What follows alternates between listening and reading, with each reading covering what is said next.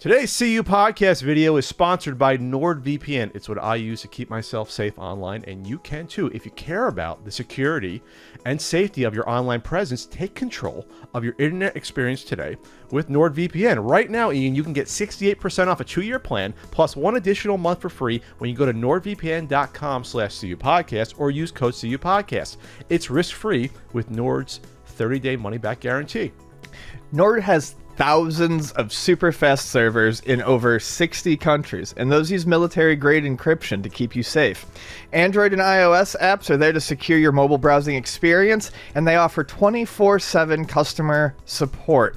You can have up to 6 simultaneous connections. There's an automatic kill switch so that if your VPN goes down, it stops you from browsing. And it works even in China, and it works in the Middle East countries like the United Arab Emirates and Saudi Arabia. Again, you can get 68% off a 2-year plan plus 1 additional month for free when you go to nordvpn.com/CUpodcast or use code CUpodcast. This special offer makes your subscription just $3.71 per month.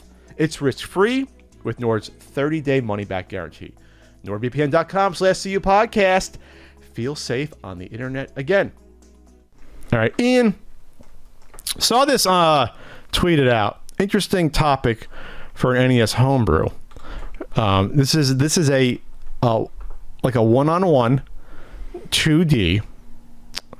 Well, Smash Brothers is 2D, but it's an NES, basically 8-bit Smash Brothers game. It's a one-on-one Smash Brothers. It's one-on-one. You have little weapons. It's cute. You fight each other. It's called Super Tilt Bros, which is funny. Super Tilt Bro. Oh, bro, no S? No S.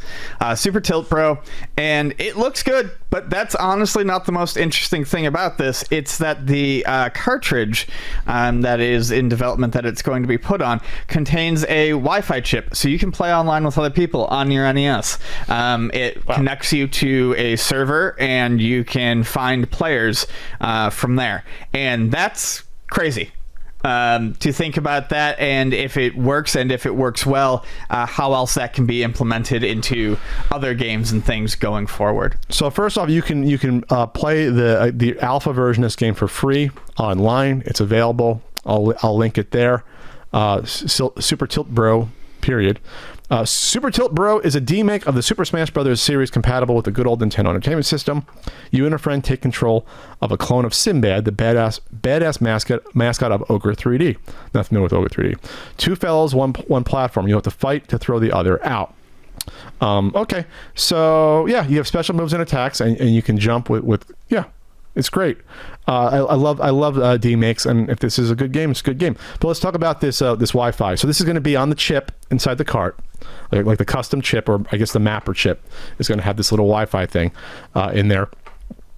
And this is interesting that when you think that the NES homebrew scene has peaked or had reached its sort of highest level, that something like this comes along, or something like Golf or Jane Silent Bob Mole Brawl. I think we're finally getting to the point with the homebrew scene where it's actually interesting. Because the games are actually good. Because for years it was not interesting to me at all. The games weren't particularly impressive. Well, either they weren't impressive or they were straight out stealing from prototypes of games that didn't come out. That's what the homebrew scene was, of games they were. I'm not talking about prototypes. I'm talking specifically about homebrew. Original game. Well, that's homebrew. I'm talking about actual homebrew games. Well, I guess technically homebrew, they were altering some little things on some of those prototypes, but yeah. But this is interesting. I wonder if this would rejuvenate people to want to actually get out their NES consoles again to play this versus just playing it on a computer, or on an emulator. But I'm trying to think about, if this is successful, what other homebrews could utilize something like this. And thinking about past games, what sort of games would you be able to pull off multiplayer pretty well? Keep in mind that they're taking a little risk here, because obviously with a fighting game, that's the biggest sort of complaint about latency of any online game, is usually a fighting game. You have to be so split second. I know it's an NES game. It's not like, you're not putting in combos like with a GameCube controller, or you know what I mean. But still, it's got to be pretty on point, or you can't play a fighting game. But could you do like a modern homebrew sports game that have 2 players, or like ice hockey? That could be fun. Yeah, a sports game. Racing. Or, I was thinking something like Super Dodgeball. Super Dodgeball would be very good for that. It would be interesting to see if they could do like if you could connect to more than one at a time, so instead of just one-on-one. The thing that I thought of immediately for whatever reason was the beanball mode in Super Dodgeball, and seeing like how many people could you get doing that at one point in time. Okay, I was thinking about the game you never heard of. This game, NES esoteric game called Danny Sullivan's Indie Heat, 4-player racing. Oh, that'd be great. Single screen, because with those games you can get away with maybe a minor latency versus a fighting game. It wouldn't be as noticeable maybe. I don't know, this is fascinating technology. I don't know, I didn't know this was in the works, and I'd be interested to see how it plays in theory once they. It sounds like though it's like full on in development. Like this is going to happen at some point. They're gonna do this. I think it would work really well with a racing game like Micro Machines, Eliminator Boat Duel, or RC Pro-Am. Any of those games that they tried at RC Pro-Am 2, they tried to do the 2-player on the same screen, but you can't because it's overhead. So when you start to fall off the bottom, it just automatically pushes you. Oh, so take that same concept, because Micro Machines concept sucks ass. Micro Machines concept is great. No, it sucks. The 2-player mode sucks. It sucks. You fall behind for 1 second in your head, it sucks. That's what I'm saying. I'm saying you take that idea, but actually make it a real racing game. But do it, you could each person playing would have their own separate viewpoint. And you don't win by getting a screen ahead, 5 times or whatever, and not seeing the fucking racetrack ahead because you're ahead. So then you screw up, and then your opponent goes ahead of you, and you lose to your cousin for the 8th time in a row because he knows the map by heart. You don't. Sorry, I didn't own the fucking game. My parents didn't get it for me off QVC. They weren't upper middle class, Chris. Sorry, what was I saying? Okay. So super tilt bro. So I would love to see this in practice. There'll probably be a Kickstarter for these carts next year. I don't know. I guess I would love to see how much the extra hardware of the chip is going to cost. What this is going to cost, because if it's developing an NES game, producing an NES game, roughly now is around $20 to do a homebrew, like $20 with everything there. Hopefully this doesn't add that much to it. Hopefully only like $5 or so.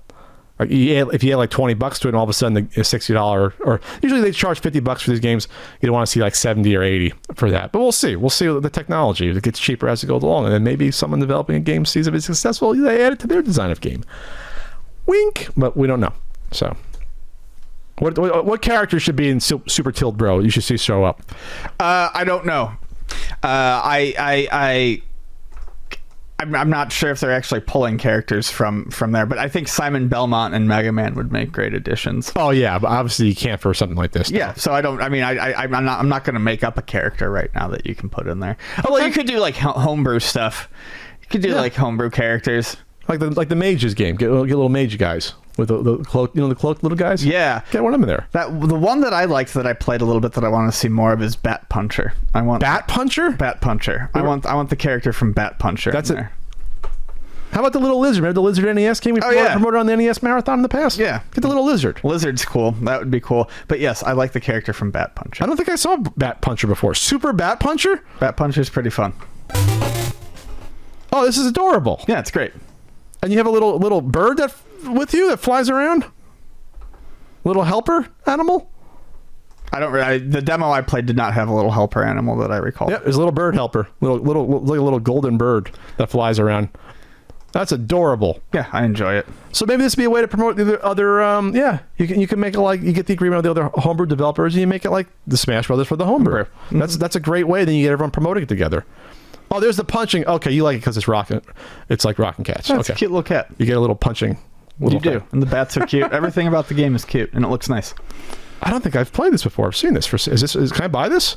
Is it out on the cart? I don't know if it's all the way out. I don't have many homebrews. Here, good old platforming fun, special moves, 2-player mode, explicit bat punching. Yeah, it says it's just a demo for now, as far as I can tell. At least that's what I played, was just a demo. Okay. Because Micro Mages is already out. Okay, this is going to be their second release. Got it. Yeah, Micro Mages did extremely well as a Kickstarter. Those Micro Mages and Super Bat Punch are the same people? Morph Cat Games, it looks like. Oh, okay. Yes. So you have a good pedigree, obviously. All right, so look out for Super Tilt Bro. And hopefully the Wi-Fi works out. Like, I'm really interested in seeing how that looks. There are early prototypes. The game cards exist, so they've made them. So there you go.